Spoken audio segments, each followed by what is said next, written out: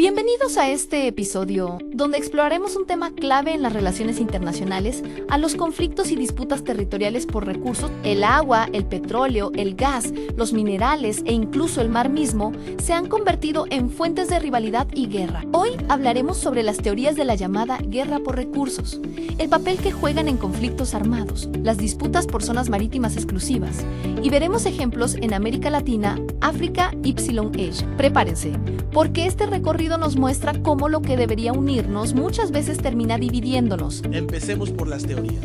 ¿Qué significa realmente hablar de una guerra por recursos? Una de las explicaciones más conocidas es la llamada maldición de los recursos. Según esta visión, la abundancia de recursos naturales, como petróleo o diamantes, lejos de traer prosperidad, puede generar corrupción, autoritarismo y guerras internas.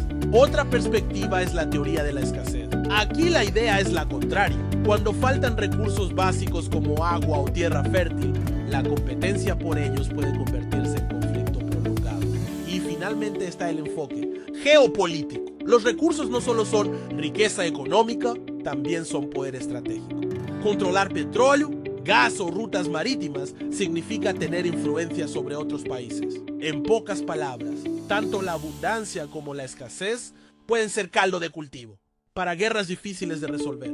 Pasemos ahora a hablar del papel que tienen los recursos en los conflictos. Aquí sucede algo importante a los recursos. No solo son una de las razones por las que surgen las disputas, sino que también pueden ser el medio que hace que éstas se prolonguen en el tiempo. En África, por ejemplo, los llamados diamantes de sangre estuvieron relacionados con guerras en Sierra Leona y Liberia durante los años 90. En Medio Oriente, el petróleo ha tenido un papel central en diferentes enfrentamientos. Y en América Latina, algunos grupos en Colombia recurrieron al oro, al comercio ilegal y hasta al petróleo para sostener sus actividades. De esta manera, los recursos cumplen un doble papel, pueden ser el origen de la tensión y al mismo tiempo un factor que la mantiene. Hasta ahora hemos hablado de recursos en tierra firme.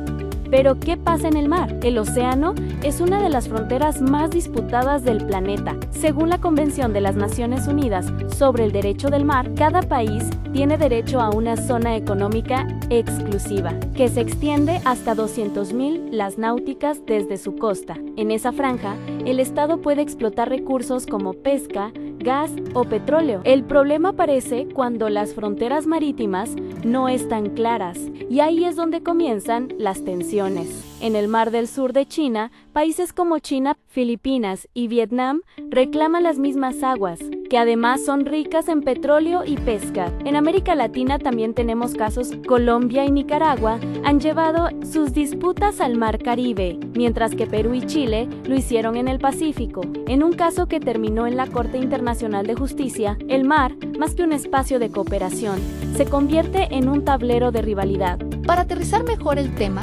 veamos ejemplos en distintas regiones. En América Latina, Perú y Chile resolvieron en 2014 una disputa marítima gracias a la Corte Internacional de Justicia. Colombia y Nicaragua aún mantienen diferencias en el Caribe y la Amazonía sigue siendo foco de tensión por minería ilegal y deforestación. En África, Sudán y Sudán del Sur han chocado por pozos petroleros desde que este último se independizó en 2011. En la República Democrática del Congo, minerales como el coltán, que es fundamental para fabricar teléfonos móviles, han financiado a grupos armados durante décadas. En Asia, el Mar del Sur de China es uno de los focos de tensión más peligrosos, con varios países reclamando las mismas aguas. Y en Cachemira, la disputa entre India y Pakistán no solo es política y religiosa, también está vinculada al agua de los ríos glaciares que nacen allí. Estos ejemplos nos muestran cómo los recursos están en el centro de disputas locales, regionales y globales. En este episodio vimos cómo los recursos naturales pueden ser un punto de unión,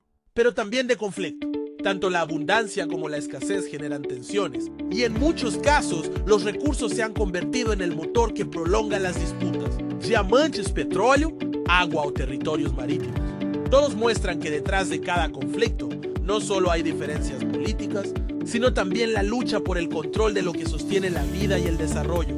El reto para el futuro es claro en transformar esas riquezas en puentes de diálogo y no en fronteras de enfrentamiento. Y ahí está la clave en que los recursos sean parte de la solución, no del problema. Los recursos naturales son un arma de doble filo, esenciales para la vida y el desarrollo, pero también capaces de encender guerras prolongadas. Las teorías de la guerra por recursos nos enseñan que tanto la abundancia como la escasez pueden ser factores de conflicto y que los recursos, en lugar de unirnos, muchas veces financian y prolongan las divisiones. Sin embargo, hay esperanza a través de acuerdos internacionales, cooperación regional y una transición hacia energías más sostenibles. Es posible que los recursos se conviertan en un puente de paz. Gracias por acompañarnos en este episodio. Nos escuchamos en el próximo, donde seguiremos explorando cómo la geopolítica impacta nuestra vida cotidiana.